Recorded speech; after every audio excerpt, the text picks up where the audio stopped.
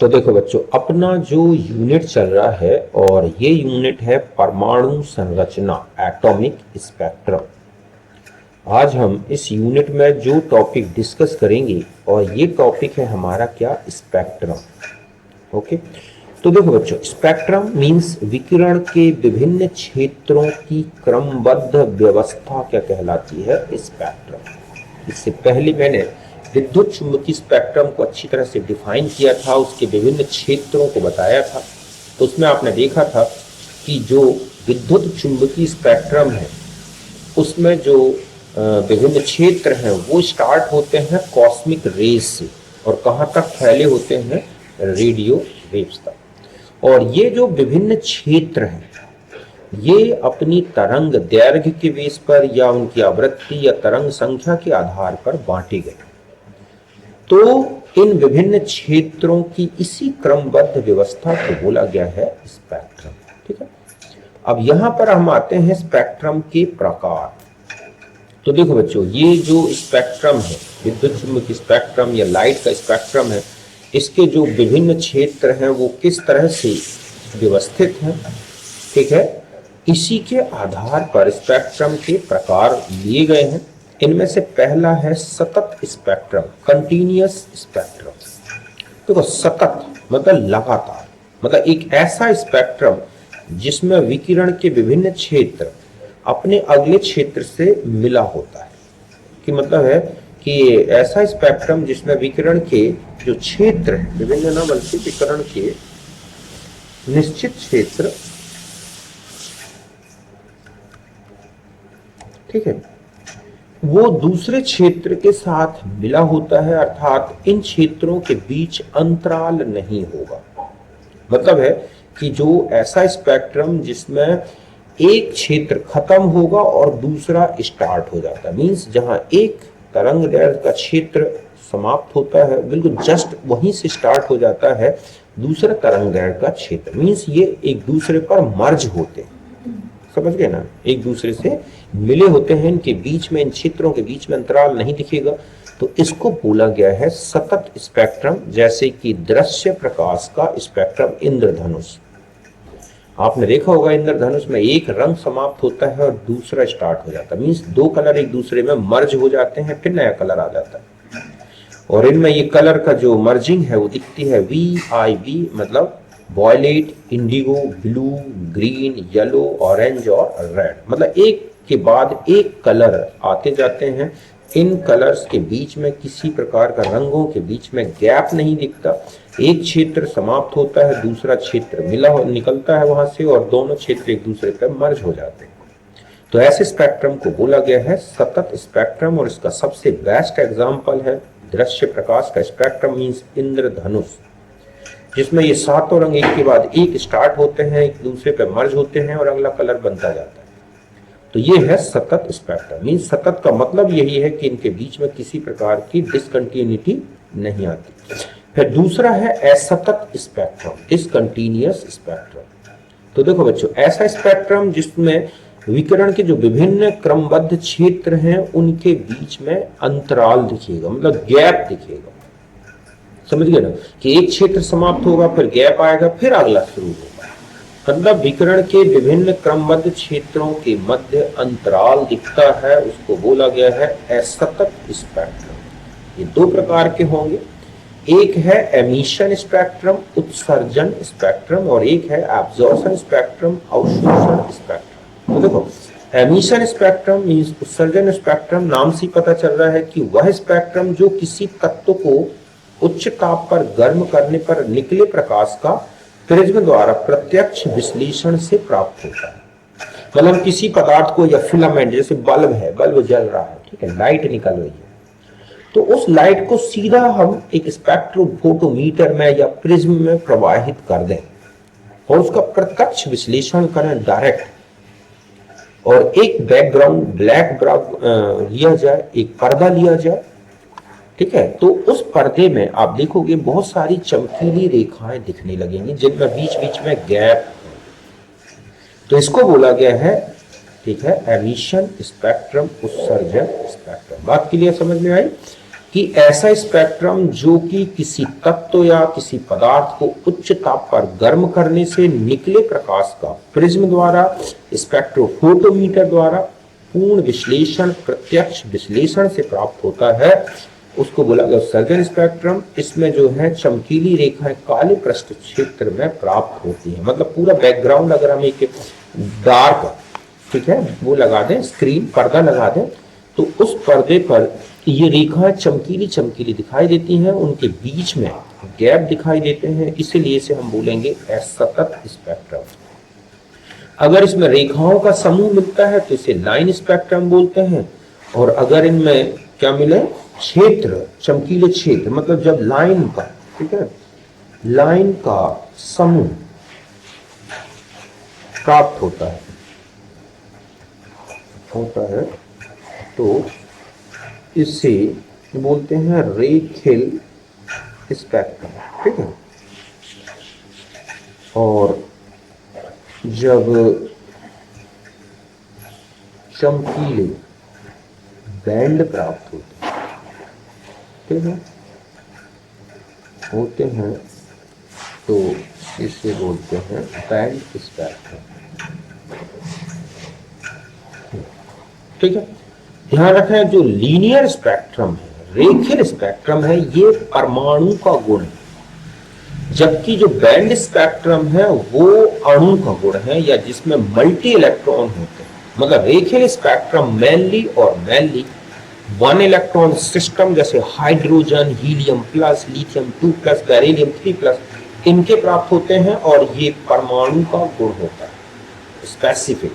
और जो band spectrum है ये मल्टी इलेक्ट्रॉन एटम या फिर अणुओं में मिलता है, और उसमें चमकीले बैंड मिलते हैं, और वो अणु का गुण है। मतलब यहां पर ये ध्यान रखना है कि रेखीय स्पेक्ट्रम, ठीक है, परमाणु का गुण, जैसे hydrogen, helium plus, lithium 2 plus, और जो बैंड स्पेक्ट्रम, समझ लो बच्चों, ये अणु का गुण है। अब चाहे वो अणु H2 के फॉर्म में, सॉरी, जैसे कि H2O है, या CH4 है, या है ना NH3 है, या ऐसा कोई भी परमाणु भी हो सकता है जिसमें मल्टी इलेक्ट्रॉन्स होते हैं, बहुत ज्यादा इलेक्ट्रॉन होते हैं, मीन्स जैसे हम ये कहें O2 है, इस तरह। तो ये तो यही ऑब्जेक्ट होता है कि, ठीक है, atomic spectrum with the characteristics of, तो आप लिखेंगे एटम कि परमाणु स्पेक्ट्रम, ठीक है, परमाणु का गुण है। लाइनियर स्पेक्ट्रम, रेखीय स्पेक्ट्रम परमाणु का गुण, इसे परमाणु स्पेक्ट्रम भी बोलते हैं। फिर आता है अवशोषण स्पेक्ट्रम। देखो, एब्जॉर्प्शन स्पेक्ट्रम, जब किसी अवशोषक माध्यम से, जब प्रकाश प्रवाहित होता है किसी अवशोषक माध्यम से, ठीक है, किसी अवशोषक माध्यम से जब प्रकाश प्रवाहित होता है तो पदार्थ द्वारा प्रकाश के किसी निश्चित तरंगदैर्घ्य का अवशोषण कर लिया जाता है, जिससे चमकीले पृष्ठ क्षेत्र पर काली रेखाएं प्राप्त होती हैं या बैंड प्राप्त होते हैं। तो इसको बोला गया है अवशोषण स्पेक्ट्रम। फिर से समझें कि हम प्रकाश स्रोत से जो प्रकाश आ रहा है उसे किसी अवशोषक माध्यम से प्रवाहित करें, फिर उस माध्यम से जब प्रकाश निकले तो इसको हम स्पेक्ट्रोमीटर से एनालाइज करें, उसका स्पेक्ट्रम है, तो जो स्पेक्ट्रम प्राप्त होगा उसे बोलते हैं अवशोषण स्पेक्ट्रम। ऐसा क्यों होता है बच्चों? क्योंकि जो पदार्थ अवशोषक माध्यम में है वो प्रकाश के किसी निश्चित तरंगदैर्घ्य का अवशोषण कर लेता है, और जब प्रकाश बाहर आता है तो जो भाग क्या हो गया है बच्चों, अवशोषित हो गया है, वो एक चमकीले पृष्ठ क्षेत्र में काला बैंड या काली रेखाएं बनाता है। मतलब जस्ट अपोजिट, ठीक है, किसके? उत्सर्जन स्पेक्ट्रम का बिल्कुल उल्टा है। उसमें आपने देखा था काले पृष्ठ में चमकीली रेखाएं प्राप्त हो रही हैं, और यहां पर चमकीले पृष्ठ पर काली रेखाएं प्राप्त होती हैं। वो डायरेक्ट उत्सर्जन से निकले हुए प्रकाश के अध्ययन से बनता है, जिसमें सीधा प्रकाश जो सर्जित है उसका पृष्ठ क्षेत्र में स्पेक्ट्रम बनाता है। ये प्रकाश जो आ रहा है उसके प्रकाश का अवशोषण होने के बाद बचे हुए प्रकाश का स्पेक्ट्रम देता है, ठीक है। जैसे एक्सरे हो गया, MRI है, IR, UV, ये सब स्पेक्ट्रोस्कोपी अवशोषण में अध्ययन की जाती है, NMR। क्योंकि जब किसी माध्यम से प्रकाश जाता है तो वहां पर जो तरंगदैर्घ्य अवशोषित होती है वो वहां के अणु की संरचना उसमें बंधों के प्रकार, उसकी व्यवस्था पे निर्भर करती है। और ये स्पेक्ट्रोस्कोपी बहुत ही इंपॉर्टेंट है किसी की इंटरनल स्ट्रक्चर बताने में। आज एमआरआई है, एक्सरे है, सोनोग्राफी है, ये सब क्या बताते हैं कि इंटरनल पार्ट में पर्टिकुलर किसी कण के, किसी अणु के स्पेसिफिक प्रॉपर्टी के अनुसार लाइट एब्जॉर्ब होती है और वो स्पेक्ट्रम कुछ क्षेत्र में प्रकट होती है। इसके आधार पर वो पहचान लिया जाता है कि बॉडी में कौन सा परमाणु है, क्या बंध है, कौन सा अणु है, किस जगह पर। तो ये बहुत इंपॉर्टेंट है स्पेक्ट्रोस्कोपी। इसे डिटेल में बड़ी कक्षाओं में अध्ययन किया गया है, स्पेक्ट्रोस्कोपी के नाम से मिलता है। हमें केवल यहाँ याद रखना है अवशोषण स्पेक्ट्रम किस तरह का, मतलब ये लाइट दिख रहे हैं आप, सोर्स से निकली और ये अवशोषक माध्यम में गई, ये प्रिज्म है, इसके बाद आपने इसका स्पेक्ट्रम दिया तो ये चमकीला बैकग्राउंड है, तो ये डार्क लाइंस है, तो ये है अवशोषक माध्यम जिसका हमें स्पेक्ट्रम लेना होता है। जबकि यहाँ देखो ये प्रकाश स्रोत है, डायरेक्ट इसमें प्रत्यक्ष लाइट निकली, प्रिज्म से प्रवाहित किया और फिर आपने इसका स्पेक्ट्रम लिया, तो ये चमकीली रेखाएं जो मिल रही हैं डार्क बैकग्राउंड है। ठीक है, तो इस तरह से ये दो प्रकार के क्या होते हैं बच्चों, अवशोषक स्पेक्ट्रम। अब हमें यहाँ पर जो डिटेल में डिस्कस करना है वो है hydrogen spectrum, atomic spectrum, line spectrum, इसी के तीनों नाम है। फिर से सुने, हाइड्रोजन स्पेक्ट्रम लिखा हो या यहाँ पर लिखा हो परमाणु, ठीक है, परमाणु स्पेक्ट्रम ये है, ठीक है, या लाइन स्पेक्ट्रम, रेखीय स्पेक्ट्रम जिसको हम बोलते हैं। तो ये तीनों ही हमें हाइड्रोजन स्पेक्ट्रम में पढ़ना है और ये सबसे सिंपल स्पेक्ट्रम है, एक इलेक्ट्रॉन तंत्र द्वारा दर्शाया गया स्पेक्ट्रम है। तो होता क्या है बच्चों कि हाइड्रोजन लैंप होती है जिसमें हाइड्रोजन गैस भरी होती है, उसमें एक फिलामेंट लगा होता है जिसके थ्रू हम एनर्जी प्रोवाइड कराते हैं हाइड्रोजन एटम्स को। तो जब हाइड्रोजन लैंप से लाइट निकले तो उस लाइट का सीधा प्रिज्म से विश्लेषण किया जाता है, तो रेखाओं का समूह प्राप्त होता है जिसे बोला गया है हाइड्रोजन स्पेक्ट्रम। ये भी एक उत्सर्जन स्पेक्ट्रम, क्या है ये, उत्सर्जन स्पेक्ट्रम, समझ गए ना। हाइड्रोजन लैंप होता है, उस लैंप को जलाने से प्रकाश निकलता है, उस प्रकाश का जब स्पेक्ट्रम लिया जाता है तो मिल रेखाओं का समूह प्राप्त होता है, इसी को बोला गया है हाइड्रोजन स्पेक्ट्रम। मतलब इस तरह से समझे कि ये है हाइड्रोजन लैंप और ये है प्रिज्म, तो लाइट निकली, प्रिज्म से पास की गई और वो इस तरह से फैली। तो यहाँ पर एक, ठीक है, बैकग्राउंड ब्लैक डार्क बैकग्राउंड लगा दिया जाता है जिसमें बहुत सारी चमकीली रेखाओं का समूह बन जाता है, इसी को बोला गया है हाइड्रोजन स्पेक्ट्रम। चूंकि ये हाइड्रोजन परमाणु द्वारा दिया जाता है इसलिए इसको परमाणु स्पेक्ट्रम भी बोलते हैं, इसमें रेखाओं का समूह प्राप्त होता है इसलिए रेखीय स्पेक्ट्रम भी बोलते हैं। अब आता कि ये क्यों बनता है, तो देखो बोर के अनुसार जब हाइड्रोजन परमाणु में, ठीक है, कि बोर के अनुसार हाइड्रोजन परमाणु, ठीक है, पर हाइड्रोजन स्पेक्ट्रम परमाणु में इलेक्ट्रॉन के संक्रमण के कारण प्राप्त होता है। मतलब ये होता है कि जब हम परमाणु को ऊर्जा प्रदान करते हैं तो इलेक्ट्रॉन अपने लोअर एनर्जी स्टेट से कहां पहुंचते हैं, हायर एनर्जी स्टेट, मतलब एनर्जी को अवशोषित करते। और जो हायर एनर्जी लेवल में उच्च ऊर्जा स्तर जो है उनमें इलेक्ट्रॉन बहुत कम समय के लिए रुकता है और तुरंत अपने इनिशियल एनर्जी लेवल में आ जाता है, जहां से गया था वहां आएगा। मतलब हाइड्रोजन में चाहे किसी में चला जाए इलेक्ट्रॉन लौट के आएगा प्रथम कक्षा में। तो जब एक सैंपल लिया जाएगा तो उस सैंपल में इलेक्ट्रॉन किसी एटम में, दूसरे में, किसी में तीसरे में, किसी में चौथे में, तो इस तरह से जो एक सैंपल है हाइड्रोजन लैंप में बहुत सारे हाइड्रोजन परमाणु हैं, तो इसमें इलेक्ट्रॉन बहुत सारे ऊर्जा स्तरों में अलग अलग परमाणुओं में उत्तेजित हो जाते हैं। और जब ये उत्तेजित इलेक्ट्रॉन जंप करके अपनी इनिशियल लेवल पे आते हैं तो कई प्रकार का संक्रमण होगा और इसी संक्रमण के कारण हमें क्या प्राप्त होता है, रेखीय स्पेक्ट्रम।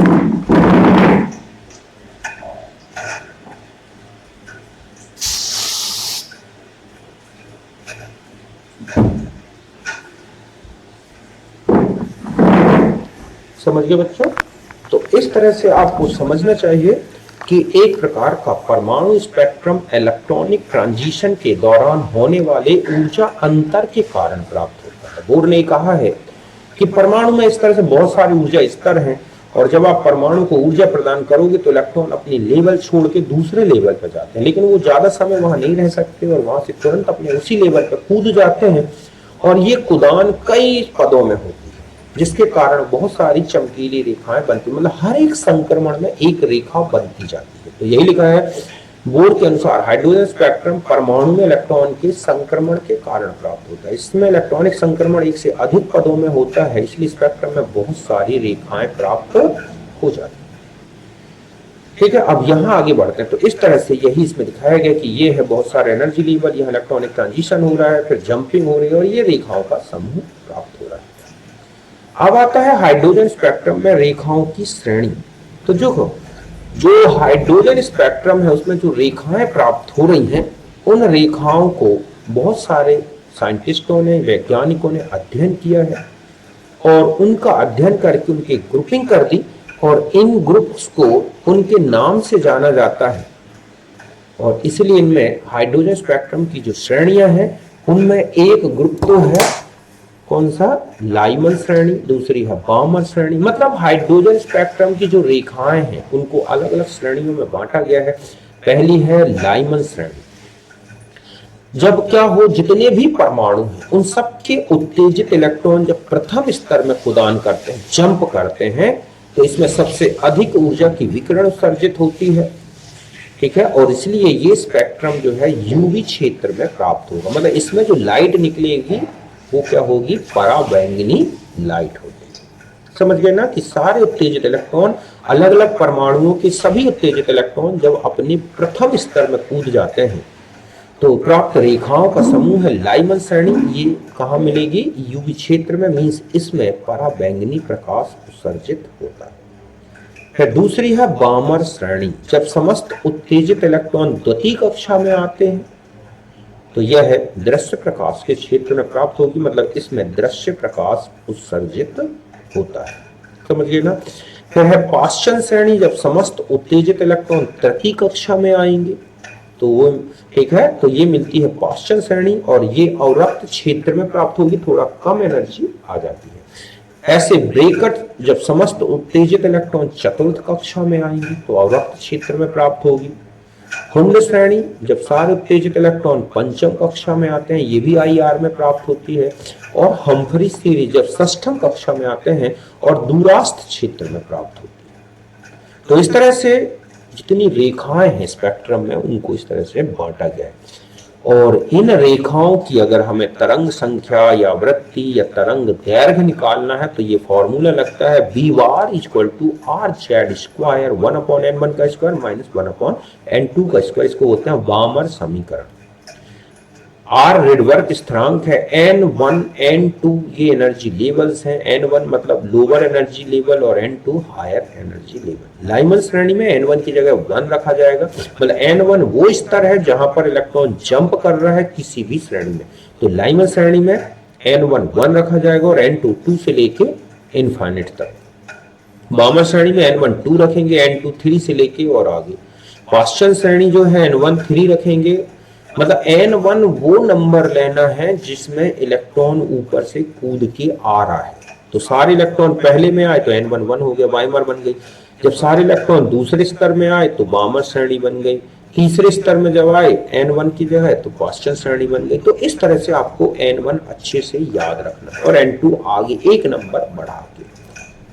अब इससे स्पेक्ट्रम में जो प्रथम रेखा प्राप्त होगी, ठीक है, उसकी लैम्डा सबसे बड़ी होगी, लैम्डा मैक्सिमम, और तरंग संख्या सबसे छोटी होगी। तो इसका फॉर्मूला लगाओगे r 1/n1 का स्क्वायर माइनस 1/n1 प्लस 1 का स्क्वायर। मींस जो पहली रेखा प्राप्त होगी वो n1 और उसके जस्ट ऊपर वाले एनर्जी लेवल के बीच में ट्रांजिशन से प्राप्त होगी। बात समझ गए ना कि जो बनेगी पहली रेखा वो n1 जिस भी सीरीज का आप ले रहे हैं उसका n1 रखें और उसमें एक जोड़ दें और जो n2 की वैल्यू के इक्वल होगा। तो इस तरह से मतलब यहां पर जो n1 है, ठीक है, वो लाइमन बामर के अनुसार रखो और n2 जो रखोगे वो n1 प्लस 1 कर दो इस तरह से।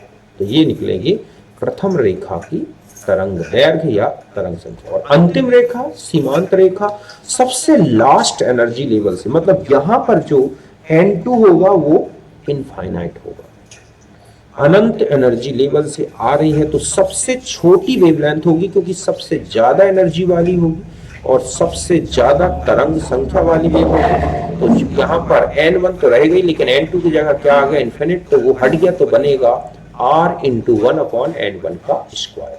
मतलब आपको जिसके लिए भी अंतिम रेखा निकालनी है उसका n1 याद रखें, जिसका भी प्रथम रेखा निकालनी है उसका n1 याद रखें। अब ये है, देखो इस तरह से स्पेक्ट्रम समझें कि ये है लाइमन सीरीज, ये अलग अलग सपोज बहुत सारे हाइड्रोजन एटम्स के ये एनर्जी लेवल्स हैं। किसी में इलेक्ट्रॉन पहले से दूसरे में चला गया है, किसी में तीसरे में चला गया है, ऐसे बहुत सारे लेवल्स को जंप कर गया है। लेकिन जहां भी गया है इलेक्ट्रॉन वहां से जंप करके कहां आए, प्रथम एनर्जी लेवल में। ठीक है, तो जो रेखाओं की श्रेणी प्राप्त होगी हम उसे बोलेंगे लाइमन श्रेणी। ये सबसे ज्यादा एनर्जी वाली श्रेणी है, क्योंकि सबसे लंबा जंप इसी में होता है। ठीक है, तो ये मिलती है हमें पराबैंगनी क्षेत्र में। जब सारे उत्तेजित इलेक्ट्रॉन, ठीक है, जितने भी हैं सब के सब उत्तेजित इलेक्ट्रॉन द्वितीय कक्षा में आते हैं तो इसमें वामन श्रेणी प्राप्त होगी। और ये कहां मिलेगी बच्चों, दृश्य क्षेत्र में।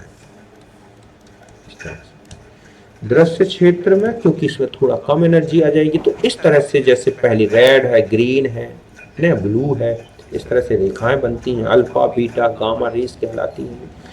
तो इस तरह से फिर आती है तीसरी पाश्चन श्रेणी, जब सारे उत्तेजित इलेक्ट्रॉन तीसरी कक्षा में जंप कर रहे हैं, है ना। ब्रेकर श्रेणी चौथी कक्षा में जंप कर रहे हैं, है ना। फुंड श्रेणी पांचवी कक्षा में जंप कर रहे हैं, हम्फ्री सीरीज छठवीं कक्षा में। और ये सारी श्रेणियां पाश्चन से लेके हम्फ्री तक सब आईआर क्षेत्र में प्राप्त होती है।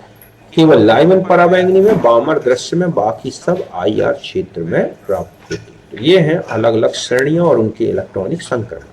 अगर आपको देखना है कि कौन सी रेखाएं ज्यादा चमकीली होंगी, तो रेखाओं की तीव्रता इनवर्सली प्रोपोर्शनल टू कक्षा का मान। मतलब पहली कक्षा में अगर इलेक्ट्रॉन आएगा तो सबसे चमकीली रेखाएं बनेगी, ठीक है, और वो है पराबैंगनी। सबसे डार्क, सबसे गहरे कलर प्राप्त होंगे, अर्थात निम्न ऊर्जा स्तरों से अधिक चमकीली रेखाएं प्राप्त होती हैं। और अगर हम इस तरह से देखें तो सबसे ज्यादा चमकीली और तीव्रता वाली लाइमन श्रेणी, फिर बामर श्रेणी, इस तरह से मिलेंगे। और अगर किसी एक पर्टिकुलर सीरीज में देखें तो प्रथम रेखा, द्वितीय रेखा, तृतीय रेखा, तो इस तरह से आप देख रहे हैं कि जो रेखाएं प्राप्त होंगी वो श्रेणी में इस तरह की तीव्रता रखती है। बात क्लियर है? तो इस तरह से ये है हमारा स्पेक्ट्रम के बारे में। अब आते हैं, अगर आपको स्पेक्ट्रम में जो विभिन्न श्रेणियां हैं उनमें रेखाओं की संख्या पूछ ली जाए आपसे, तो विभिन्न श्रेणियों में रेखाओं की संख्या निकालने का ये फॉर्मूला है।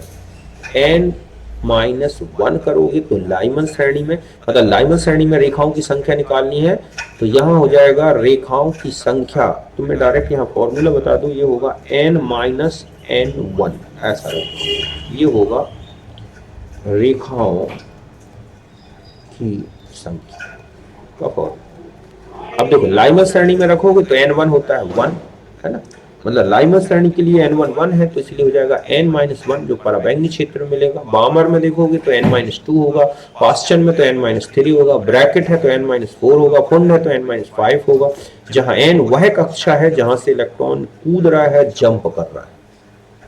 तो इस तरह से आप एक किसी पर्टिकुलर श्रेणी में क्या निकाल सकते हैं, रेखाओं की संख्या। दूसरा है कि हाइड्रोजन स्पेक्ट्रम में रेखाओं की संख्या अगर निकालनी है, दो स्तरों के बीच संक्रमण हो रहा हो तो रेखाओं की संख्या है summation delta n. Delta n निकालोगे n final minus n initial, मतलब एन फाइनल मतलब अंतिम कोष जहां से इलेक्ट्रॉन उड़ान करता है, ठीक है, और एन मतलब होता है जहां पर इलेक्ट्रॉन आता है, मतलब कक्षा। इस तरह से दो कक्षाओं का अंतर निकाल लो, फिर डेल्टा एन से आप समेशन एन करके निकाल सकते हैं। और केवल एक ऊर्जा स्तर दे रखा है और रेखाओं की संख्या पूछ ली कि किसी एक स्तर से कूद रहा है इलेक्ट्रॉन, तो रेखाओं की संख्या n-1 अपॉन, देखो पहला है कि n8 ऊर्जा स्तर से इलेक्ट्रॉन संक्रमण होता है तो कुल रेखाओं की संख्या क्या होगी। तो रेखाओं की संख्या अगर हम निकालें, ठीक है, तो कुल रेखाओं की संख्या क्या होगी तथा लाइमन श्रेणी में रेखाओं की संख्या क्या होगी। तो लाइमन श्रेणी में अगर आपको निकालना है, ठीक है, तो ये हो जाएगी 8 - 1, 7 लाइन्स लाइमन श्रेणी, ठीक है। पहला क्वेश्चन समझे कि n 8 से इलेक्ट्रॉन संक्रमण करता है तो कुल रेखाओं की संख्या क्या होगी, और लाइमन तो कुल रेखाएं अगर निकालोगे आप, है ना, तो कुल रेखाएं जो निकालोगे तो ये हो जाएंगी 8 -1/2 मतलब 28, ठीक है, कि n 8 से इलेक्ट्रॉन संक्रमण करे तो कुल रेखाएं होंगी 28, और लाइमन श्रेणी में कितनी रेखाएं आएंगी तो हो जाएंगे 8 - 1 मतलब 7। अब आता है कि n 8 से n1 स्तर में संक्रमण हो तो रेखाओं की संख्या क्या होगी, तो ये आ गया 8 - 1, ये हो गया, मतलब यहाँ पर n फाइनल जो है, ठीक है, वो तो हो गया 8, और n इनिशियल जो है वो हो गया 1, तो ये डिफरेंस निकलाया रेखाओं की संख्या, ठीक है। ये हो गई हमारे पास 7 + 6 + 5 + 4 + 3 + 2 + 1 मतलब 28, जो टोटल डायरेक्ट भी निकाल दी मैंने 28। और मान लो सिर्फ लिखा है कि इलेक्ट्रॉन n7 से स्तर से इलेक्ट्रॉन प्रदान करता है तो रेखाओं की संख्या क्या होगी, तो n7 से, तो n, तो यहाँ पर अगर हम रखेंगे तो ये हो गया 7 - 1/2, ठीक है, तो 42 अपॉन ये हो गया मतलब 21 रेखाएं प्राप्त हो। बात क्लियर है। तो इस तरह से अलग अलग श्रेणियों में रेखाएं निकाल सकते हो आप, ठीक है। जैसे आपने 8 स्तर से कूदा इलेक्ट्रॉन तो लाइमन श्रेणी की रेखाओं की संख्या क्या हो गई 7। अगर आप बामर में निकालें तो हो जाएगा n - 2 मतलब 6 हो जाएंगी, बामर में 6 आएंगी, पाश्चल में 5 आएंगी। तो अलग अलग श्रेणियों में इसी से निकाल सकते हो, n 8 लेके, और हर एक श्रेणी की रेखाओं की संख्या निकाल सकते हो। जैसे मैंने लाइमन में निकाली तो 8 - 1 कर दी। अब मैंने यहीं पर बामर की निकालूं तो कितने हो जाएंगे, 8 - 2 मतलब 6। ऐसे कुल मिला के टोटल रेखाएं होंगी 28, समझ गए ना। तो ये है रेखाओं की संख्या। और एक और क्षेत्र बता दूं कि जो स्पेक्ट्रम में जो क्षेत्र होते हैं उनकी सीमाएं कहाँ तक हैं, तो दृश्य क्षेत्र की सीमा फैली होती है पहले स्तर और दूसरे स्तर के बीच में। समाप्त होता है दृश्य क्षेत्र n1 पे, और ऊपर की तरफ समाप्त होता है n2 पे। अवरक्त क्षेत्र की बात करें तो जो अवरक्त का नीचे वाला क्षेत्र, सीमांत क्षेत्र जहां समाप्त होगा वो है n2 पर, और उसके ऊपर फिर लगातार अवरक्त क्षेत्र फैला होता है। और जो पराबैंगनी क्षेत्र है वो n1 से अंदर की तरफ होगा, मतलब n1 से ऊपर समाप्त हो जाता है पराबैंगनी क्षेत्र। n1 से ऊपर से n2 के बीच में दृश्य क्षेत्र फैला होता है, और फिर उसके ऊपर 2 से लेकर अंत तक अवरक्त क्षेत्र। तो इस तरह के क्षेत्र में रेखाएं निकालनी होती है। तो ये है कुल मिला के हमारा हाइड्रोजन के स्पेक्ट्रम, मतलब स्पेक्ट्रम के बारे में जो मैंने पूरा आपको हाइड्रोजन स्पेक्ट्रम, उसकी रेखाएं, उनकी आवृत्ति, इस तरह से। अब मान लिया जाए आपको एक क्वेश्चन इस तरह से दे रखा है कि लाइमन, ठीक है, श्रेणी में द्वितीय रेखा की तरंग संख्या क्या हो। तो ध्यान से देखिए आपकी लाइमन श्रेणी कहाँ मिल रही है, ये n1, ये है n2, और ये क्या है n3। तो पहली रेखा ये है और दूसरी रेखा ये है, मतलब ये प्रथम रेखा हो गई, ठीक है। तो ये क्या है बच्चों, द्वितीय रेखा, ऐसा। तो यहाँ n1 तो रखोगे 1 और n2 की वैल्यू रखोगे 3, और फिर आप बामर इक्वेशन लगा दो, 1/1 का स्क्वायर - 1/3 का स्क्वायर। तो v bar equal to r 1 minus, ठीक है, और यहाँ कितना हो गया 9। तो ये हो जाएगा v bar equal to r into 8/9। और अगर आप इसकी यूनिट में मीटर या आर की यूनिट पे डिपेंड करेगी कि कितनी लेनी है, तो आर की यूनिट से निकाल दो। मीटर इनवर्स में लेना है तो मीटर, आर की वैल्यू मीटर इनवर्स वाली रख दो, ठीक है। लैम्डा निकालना है तो 1/v बार कर दो, न्यू निकालना है तो c इंटू v बार कर दो। तो इस तरह से निकाल सकते हैं, ठीक है।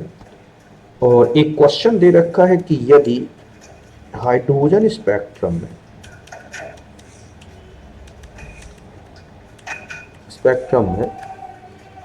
इलेक्ट्रॉन का उड़ान किसी n स्तर से,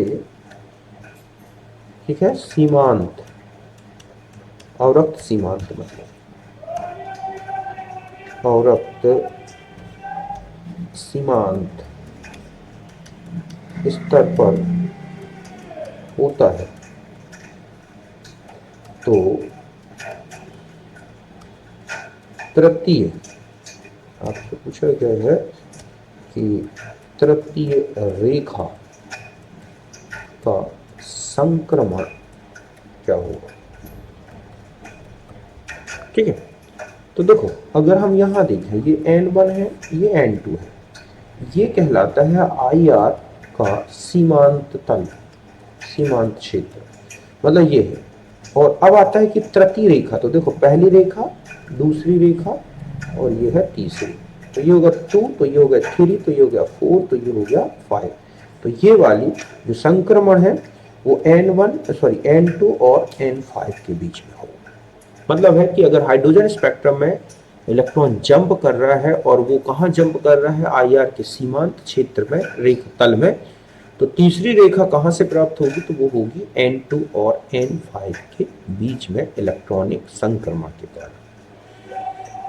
इस तरह से हमें रेखाएं निकालनी। अब मान लिया जाए कि 2 हाइड्रोजन परमाणु तथा इलेक्ट्रॉनिक संक्रमण, ठीक है, n=4 तक होता है, तो कुल रेखाएं कितनी हो। तो देखो अगर ये मान लिया जाए कि N4 है, 1 2 3 और ये है 4, तो इलेक्ट्रॉन पहले परमाणु में अगर हम संक्रमण मान लें तो चौथे से 1 2 और ये 3, यही हो सकते हैं ना, एक ही बार में। तो 3 रेखाएं तो ये बन गई। अब आता है कि दूसरे परमाणु में कौन से संक्रमण की अलग से रेखा आएगी। देखो अगर ये वाले संक्रमण होंगे तो ये तो सेम होगा, तो ये रेखा तो एक ही बार आएंगे। लेकिन अगर ये संक्रमण होगा, सीधा है कहां से, चौथी से दूसरे के बीच में, तो ये रेखा थोड़ा अलग होगी। ठीक है, तो कोई एक संक्रमण ही हो सकता है, या तो चौथे से सीधा पहले में ला दो या चौथे से सीधा दूसरे में ला दो, तो एक रेखा यहां बनेगी। क्योंकि अगर दूसरे से फिर पहले में आएगा तो एक ही रेखा वो बनेगी जो इसमें भी है, ये वाला संक्रमण। तो कुल मिला के 4 रेखाएं प्राप्त होंगी। अगर सैंपल में 2 एटम है और उनमें संक्रमण चौथी कक्षा तक होता है, तो एक में तो 3 संक्रमण हो गए, यही 3 संक्रमण दूसरे में होंगे तो हम उन्हें अलग से नहीं लिखेंगे। अब एक ही संक्रमण बचता है, या तो आप चौथे से पहले में ले आओ तो एक रेखा बन सकती है, या चौथे से दूसरे में ले आए तो कोई एक ही हो सकता है। तो कुल मिला के ये 4 रेखाएं प्राप्त हो जाएंगी। यहां तक बात क्लियर है। तो ये था हमारा आज का मैटर। बाकी हम आगे नेक्स्ट वीडियो में डिस्कस करेंगे, जिसमें हम लेंगे क्वांटम संख्याएं। ठीक है।